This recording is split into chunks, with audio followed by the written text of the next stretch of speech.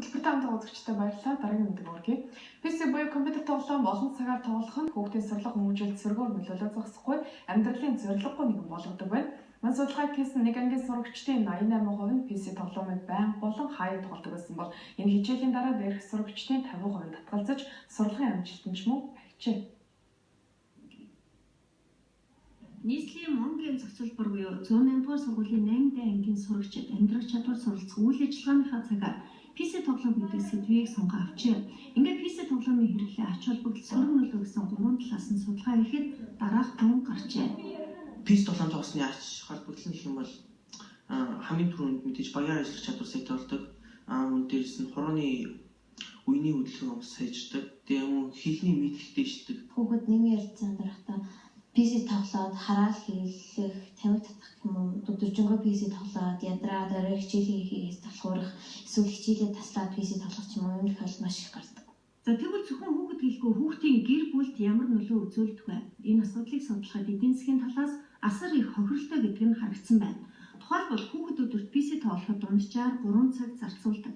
Нэг цагийн төлбөр нь 800 төгрөг гэвэл өдөрт 2400 төгрөг, сард 72000 төгрөг, бүр жилээр нь тооцвол 864,000 төгрөгийг зөвхөн тоглоход зарцуулдаг.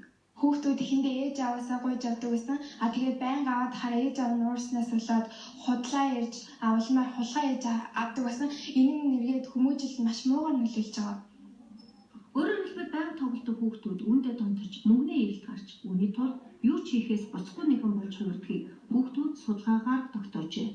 За эндээс PC байнга тоглодог хүүхдүүд даалгавраа хийдгүү, хичээл чухал ач холбогдолтой биш, эрдэм намсурдгүү, гэр бүлээ хүндэтгэх, гэрээ ажил туслахыг хойш тавьдаг, чиглэсэн том зорилгогүй, өөртөө итгэлгүй нэгэн болдог гэсэн дүгнэлт хийжээ.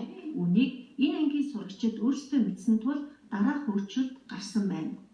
Манай ангиас бол нийт хүүхдүүдээс 88% хүүхдүүд PC тоглоом тоглодог байсан.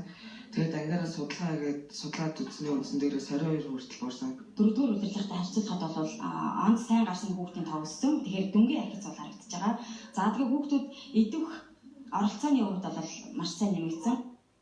Өмнө томчууд PC тоглоом тоглох нь эрүүл мэндэд хортой, хичээлээ сайн хий. Хичээлээ тараа гэртээ шууд ирээрэй гэж байнга цагтэрч үүнийг тусгаж авах нэгэн байхад тоолхон өнгөрөх нь олонтой.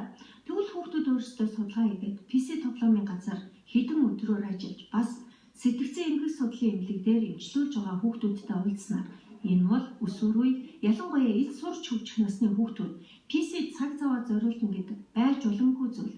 Зохистой хэрэглээ гэдэг зүйлийг анхаарахгүй бол өөрөө хохирогч нь болж үлдэнэ гэдгийг хамгийн сайн ойлгож авчээ.